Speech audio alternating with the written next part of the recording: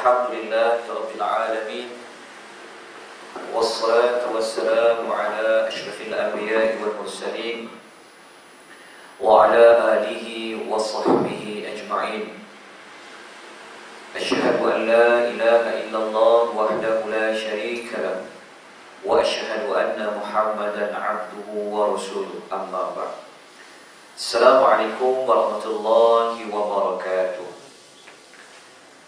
Muslimin dan muslimat yang dirahmati dan dikasihi oleh Allah Subhanahu wa taala, alhamdulillah kita bersyukur kepada Allah Subhanahu wa taala kerana pada tengah hari ini di atas izin daripada Allah Subhanahu wa taala, di atas hidayatul taufik yang diberikan oleh Allah Subhanahu wa taala, kita sama-sama dapat berada di sini untuk kita mempelajari, seterusnya memahami kandungan ayat-ayat Al-Quranul Karim yang berkaitan dengan perkataan ataupun cerita di dalam Al-Quranul Karim, iaitu surah Luqman.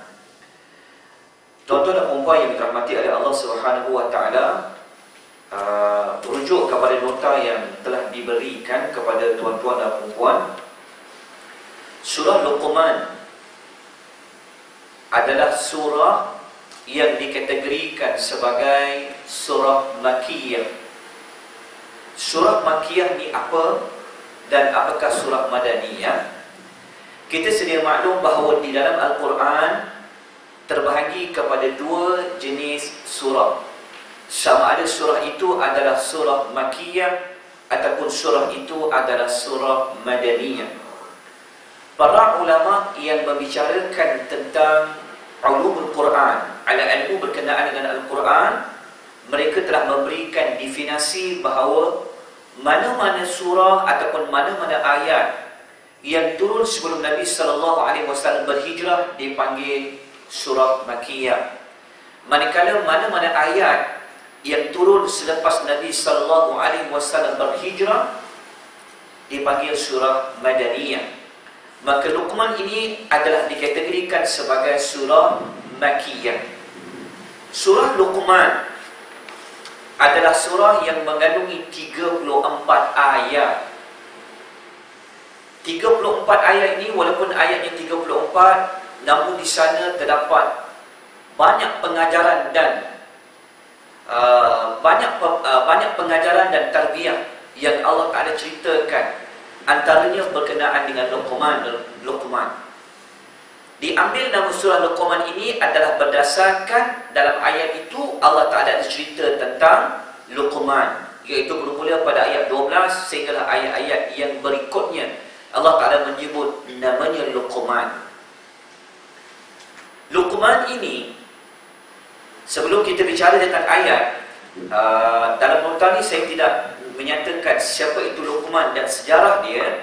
Namun Luqman ini menurut para ulama tafsir, Luqman ni dia bukan orang yang duduk sezaman dengan Nabi, tidak, tetapi dia umat-umat yang terdahulu. Kata para ulama tafsir, seperti mana kata Ibnu Abbas, iaitu salah seorang sahabat Nabi yang mahir dalam bidang tafsir, mengatakan bahawa kana Luqmanu abdan habasyian najjara.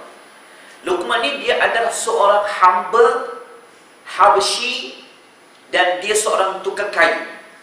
Kalau negara sekarang dia panggil Ethiopia, macam itulah negeri yang dulu Luqman berada padanya. Dia adalah seorang hamba. Sebab tu apabila ulama-ulama tafsir bincang tentang Luqman ni, para ulama berbeza pandangan. Ada yang mengatakan bahawa dia ni Nabi, dan ada juga mengatakan bahawa dia bukan Nabi, tetapi dia seorang hamba yang soleh. Maka kebanyakan para ulama al-aksarun, kebanyakan para ulama mengatakan bahawa Luqman ini dia adalah seorang hamba yang soleh. Dia bukan di bawah kategori Nabi, tetapi dia seorang hamba yang soleh. Sehingga kan Allah Ta'ala rakamkan, Allah Ta'ala catat di dalam Al-Quranul Karim tentang Luqman ni. Hebatnya Luqman ni. Siapa tu Luqman? bagaimana cerita dia menjadi hebat dan sebagainya, nanti sampai pada ayat itu kita akan ceritakan. Tetapi pada tengah hari ini, untuk tajuk kita hari ini, kita tidak lagi membicarakan tentang apa wasiat Luqman, apa kata-kata Luqman kepada anaknya. Tetapi kita akan bincang dulu pada ayat yang pertama sehinggalah kepada ayat yang ketujuh, yang mana kita akan bicarakan dulu tentang Al-Quranul Karim. Kemudian baru nanti kita akan masuk cerita tentang Luqman. Tetapi para ulama tafsir kata, seperti mana kata Abdullah ibn Abbas, bahawa Luqman ini adalah seorang hamba yang saleh, seorang tukang kayu. Bahkan ada di kalangan para ulama tafsir, seperti mana kata Mujahid. Dia kipas ni dia kuat sikit lah.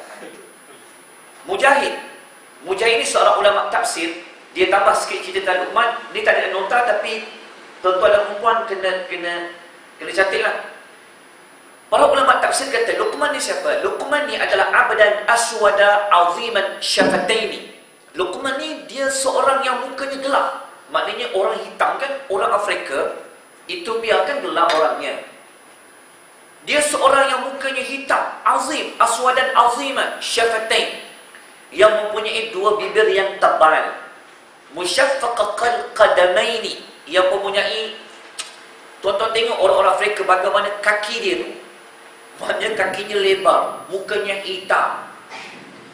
Dia seorang tukang kayu pun. Tetapi kehebatan Luqman ini Allah Ta'ala rakamkan di dalam Al-Quranul Karim. Luqman ini seorang yang mempunyai ilmu pengetahuan yang sangat mendalam. Allah Ta'ala berikan hikmah kepadanya. Nanti kita akan cerita tentang Luqman itu, apa wasiat dia. Dan sedikit lagi pengenalan cerita tentang Luqmanul Hakim ni. Luqman Al-Hakim tu bukan nama dia, tetapi sifat dia tu seorang yang bijak. Dia panggil Luqman Al-Hakim. Jadi kalau tuan-tuan nak bagi nama anak, namakan Luqman pun boleh. Cukup dengan Luqman, kan senang. Siapa nama anak? Luqman, mudah. Maka Luqman ni, satu cerita dia ni adalah seorang hamba kepada tuannya. Maka suatu hari tuan dia panggil Luqman. Tuan dia panggil Luqman, faqala lahu maulahu. Tuan yang punya Luqman ni, dia panggil Luqman, dia panggil, isbah lana hadhihi syata. Satu hari tuan dia panggil Luqman ni, kita nak nampak bijaknya dia ni. Tuan dia kata, Luqman, engkau ambil seekor kambing ini, engkau sembelih kambing ni, kau ambil kambing ni, kemudian lepas kau sembelih, kata dia, akhrij atyaba mudghataini fiha. Kemudian keluarkan daripada kambing ini, pilih 2 ketul daging, ataupun daripada kambing itu 2 bahagian yang bagus, yang baik, dia kata. Fa akhraja akhirnya Luqman pun ambil kambing tu, dia sembelih. Sebab tuan dia tak kata yang mana. Tuan dia kata, ambil seekor kambing ni, engkau bawakan kepada aku 2 bahagian daripada daging kambing ini, daripada kambing ini, bahagian yang paling baik. Lepas dia sembelih tu, dia pun bawa kepada tuan dia apa? Al-lithana wal qalba. Dia bawa kepada tuan dia apa? Agak-agak tuan-tuan apa? Biasanya kalau orang kambing ni, orang kambing bahagian mana? Dia bawa kepada tuannya lidah kambing tu dengan hati kambing tu. Dia panggil wal qalba ni. Dia inilah perbincangan. Sebenarnya qalbun ni, dia tak diterjemah hati sebenarnya. Dia diterjemah sebagai jantung. Tapi tak apalah, kita fahamlah bahasa Melayu orang sebut hati lah. Sebenarnya hati ni di dada kan? Orang kata sakit hati kat bawah ke kat atas dada? Sakit hati lah, dia pegang dada. Maknanya sebenarnya jantung. Dia panggil heart. Jadi kalau orang sakit jantung apa? Heart attack kan? Kita tak kata sakit hati, sakit jantung. Dia sebab sudah menjadi warisan, orang kata sebut qalbun hati, tak apalah kita sebut hati lah, tapi sebenarnya dia adalah jantung. Maka tuan dia kata, Luqman dah sembelih lah. Dia kata, ya tuan. Dia bawa apa daging tu? Dia bawa lidah dengan hati. Kemudian apa tuan-tuan dan puan yang dirahmati oleh Allah Subhanahu wa Ta'ala? Tuan dia bagi lagi seekor kambing. Kau sembelih sekali lagi kambing ni, kau bawakan kepada aku dua bahagian yang kau fikir buruk padanya. Akhirnya dia bawa apa? Dia bawa lidah dan hati tadi tu. Lepas tu tuan dia tanya kepada dia, Wa amartuka an tukhrija ahbatha mudghataini fiha fa akhrajatahuma. Dia kata Luqman, awak Hani, dia kata, aku suruh engkau cari dua bahagian yang paling terbaik, engkau bawa lidah dengan hati. Aku suruh engkau bawa dua bahagian yang kau fikirkan tidak elok, engkau bawa lidah dengan hati. Tahu tak apa jawab Luqman? Luqman kata apa? Innahu laysa min syai'in atyaba minhuma idza taba wala akhbatha minhuma idza khabutha. Tahu tak apa Luqman kata? Dia kata, Tuan, kalau Tuan nak tahu dua benda ni, lidah dengan hati ni, kalau lidah baik, hati tu baik, semua akan jadi baik. Kalau lidah dan hati ini dia buruk, semua jadi buruk. Betul tak? Kalau hati kita ni buruk, lidah akan merealisasikan apa yang di dalam hati. Bijaknya Luqmanul Hakim. Maka habis cerita tentang Luqman sedikit. Nanti kita akan masuk pada ayat tu. Baik, boleh tak kita rujuk pada muka surat yang pertama? Jadi untuk hari ini, pertemuan kita yang kedua, tetapi pembelajaran yang pertama tentang tafsir suratul Luqman ni, kita akan baca, kita akan cuba bicarakan dalam tempoh yang singkat ini, iaitu 7 ayat sahaja. Hanya berkaitan tentang Al-Quran. Baik, saya baca, kemudian tuan-tuan perhatikan maksud ayatnya, dan lepas tu kita akan tafsirkan ayatnya. Baik. أعوذ بالله من الشيطان الرجيم بسم الله الرحمن الرحيم ألف لام ميم تلك آيات الكتاب الحكيم هدى ورحمة للمحسنين الذين يقيمون الصلاة ويؤتون الزكاة وهم بالآخرة هم يوقنون أولئك على هدى من ربهم وأولئك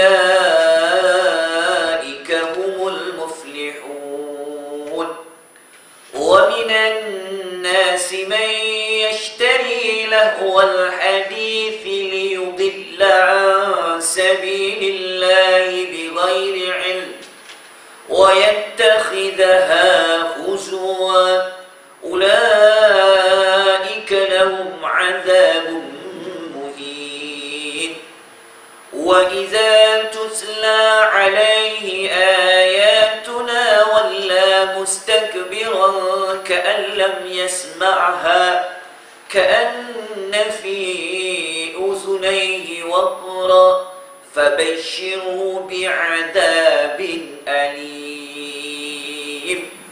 Itu adalah 7 ayat. Kita cuba huraikan. Baik. Maknanya tajuk yang kita nak bicarakan adalah cerita tentang Al-Quranul Karim. Ayat 1 sampai ayat 7 Allah Ta'ala fokus cerita tentang Al-Quran dulu. Walaupun tajuknya surah Luqman, tetapi bukan bermaksud kita cerita Luqman terus. Luqman sampai pada ayatnya. Tapi kita cerita tentang Al-Quranul Karim. Lihat buku surat yang kedua, tafsiran dan huraian ayat yang pertama, iaitu ayat berbunyi Alif Lam Mim. Apa maksud Alif Lam Mim? Alif Lam Mim ni biasa jumpa surah apa? Al-Baqarah yang mula-mula tu kan? Alif Lam Mim ni maksudnya apa? Berkata Imanuddin Abu Al-Fida Ismail bin Umar bin Kathir Ad-Dimashqi Al-Qurashi Al-Syafi'i, ataupun nama mudah dia apa? Ibnu Kathir. Jadi kalau kita belajar Al-Quran, kalau boleh ada kitab tafsir, tolong beli. Kalau ada ruang dan peluang, ada terjemahan dia pun dah ada dah. Tafsir Ibnu Kathir. Di tangan saya ni ada contoh kitab dia. Ni dia ada 10 jilid. Tafsir Ibnu Kathir. Mudah tuan-tuan baca. Bahasanya pun saya dah tengok dan sebagainya. Bahasanya sangat bagus kalau tuan-tuan belikan. Maka Ibnu Kathir, sebab tu kalau para ulama tafsir kata apa? Kalau kata okey tafsir, siapa kata ayat ni? Maksudnya siapa? Oh, kalau sebut Ibnu Kathir, para ulama memberikan pengiktirafan. Jadi Ibnu Katsir kata apa? Nama panjang dia tadi itulah, nama panjangnya Imaduddin Al-Fida Ismail bin Umar bin Katsir Al-Dimashqi Al-Qurashi Asy-Syafi'i. Tapi nama ringkasnya Ibnu Katsir. Ia meninggal 774 Hijrah dalam kitab Tafsir Al-Quranul Azim. Jadi Ibnu Katsir ni dia ada banyak kitab. Salah satu kitabnya kitab tafsir namanya Tafsir Al-Quranul Azim, ataupun orang nama dia Tafsir Al-Quran. Jadi apabila dia memberikan definisi, dia memberikan maksud ayat Alif Lam Mim, maksudnya apa? Dia kata macam ni. Dia kata qad ikhtalafa al-mufassiruna fil huruf al-muqatta'ati allati fi awail as-surah. Dia kata para ahli tafsir berbeza pandangan mengenai huruf-huruf muqatta'ah, iaitu huruf-huruf yang terputus pada awal beberapa surah. Kan banyak surah ayat-ayat terputus, betul tak? Contohnya apa? Nun, Sad, Alif Lam Mim, Sad. Ada ke? Alif Lam Ra. Kan? Alif Lam Mim. Para ulama tafsir berbeza pandangan dalam menentukan maksud ayat itu apa. Maka kata beliau, faminhum man qala, di antara mereka ada yang mengatakan bahawa hiya mimma sta'thara Allah bi'ilmihi faraddu ilmaha illa Allah wa lam yufassiruha. Ada di kalangan para ulama tafsir mengatakan bahawa mereka mengembalikan pengetahuan mengenai hal itu kepada Allah Subhanahu wa taala dengan tidak mentafsirkannya, maka hanya Allah Taala sendiri yang mengetahui maknanya apa. Maknanya cara yang paling baik bagi kita, kata Ibnu Katsir, kita ambillah pendapat para ulama ni, yang mana para ulama tafsir kata apa?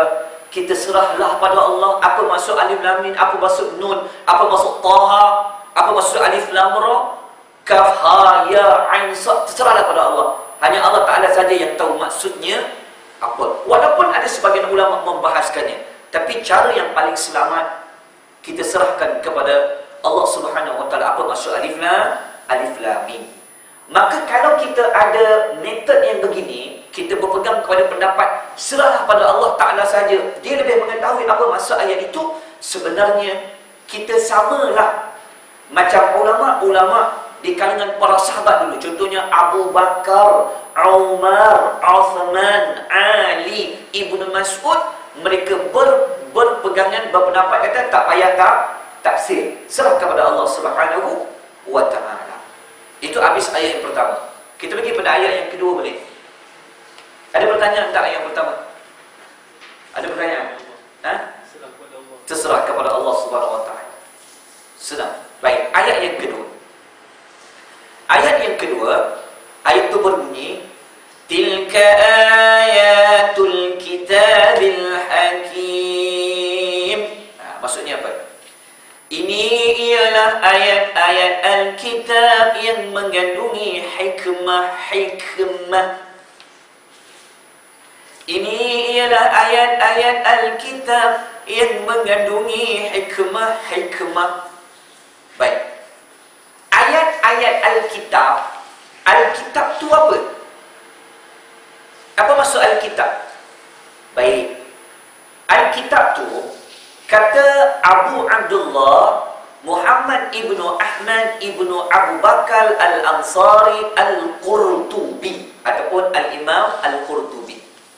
Maknanya hari ini tuan-tuan dah kenal lah dengan dua orang ulama tafsir. Kalau sebut Imam Al-Qurtubi, dah tahu dah dia tu siapa. Oh, salah seorang yang mahir, yang expert dalam bidang tafsir Al-Quran. Yang tadi tu Ibnu Katsir, yang ni Al-Qurtubi. Al-Qurtubi dia bermazhab Maliki. Ibnu Katsir bermazhab Al-Imam Syafi'i. Imam Qurtubi dia meninggal 671 Hijrah. Ibnu Katsir 774 Hijrah. Sebab tu tadi waktu tafsirkan ayat-ayat terpotong tadi tu, Ibnu Katsir menukilkan pendapat Al-Qurtubi. Sebab sebelum Ibnu Katsir ada, Al-Qurtubi dulu ada. Maknanya Al-Qurtubi adalah ulama yang awal daripada Ibnu Katsir rahimahullah ta'ala. Baik, kata Al-Qurtubi dalam kitab tafsirnya Al-Jami' li Ahkam Al-Quran, nama kitab tafsir dia. Jadi kitab tafsir Al-Qurtubi ni, kalau ada kesempatan tuan beli, ada lebih kurang saya rasa hampir 20 jilid. Rumah saya bahasa Arab tu banyak, tapi bahasa Melayu tu saya tengok kat kedai harganya hampir 2,000 terjemahan saja. Habis gaji sebulan. Ada separuh lagi boleh beli kitab tafsir lain kalau terjemahan dia. Tapi tafsir Al-Qurtubi ni, dia punya metodologi dia adalah dia akan hurai ayat itu dengan mengeluarkan hukum. Jadi kalau dia tafsir dengan satu ayat, dia kata ayat ini terdapat 2 hukum, terdapat 3 hukum, terdapat 5 hukum. Sebab cara metodologi dia buat tafsir adalah untuk mencari hukum-hukum. Sebab tu nama kitab tafsir Al-Jami' li Ahkamul Quran, iaitu himpunan-himpunan hukum-hukum di dalam Al-Quran. Bagus kalau cari tafsir Imam Qurtubi. Jadi Imam Qurtubi kata, maksud ayat yang kita baca tadi, ayat apa? Ayat yang kata tilka ayatul kitabil hakim. Al-kitab tu maksud apa? Al-Quran. Jadi Al-kitab tu maksud Al-Quran. Baik, nama lain bagi Al-Quran apa? Pertama, Al-kitab. Lagi nama lain bagi Quran apa?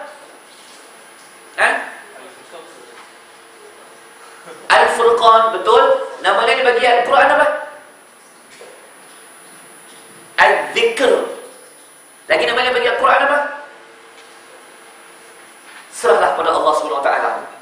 Kena pakai yang tadi tu. Tak apalah. Tapi dalam ayat tu, ayat nombor 2 tadi, dalam surah Luqman, Allah Ta'ala kata Al-Quran. Tuhan kata tilka ayatul kitab. Ia adalah ayat-ayat Al-Kitab, maknanya merujuk kepada Al-Quran yang mengandung hikmah-hikmah. Maka apa maksud hikmah-hikmah pada ayat nombor 2 tadi itu? Kata Imam Al-Qurtubi, wal hakimu la khalala fihi wala tanaqud, iaitu tiada pertentangan dan berlawanan. Itu adalah Al-Quran.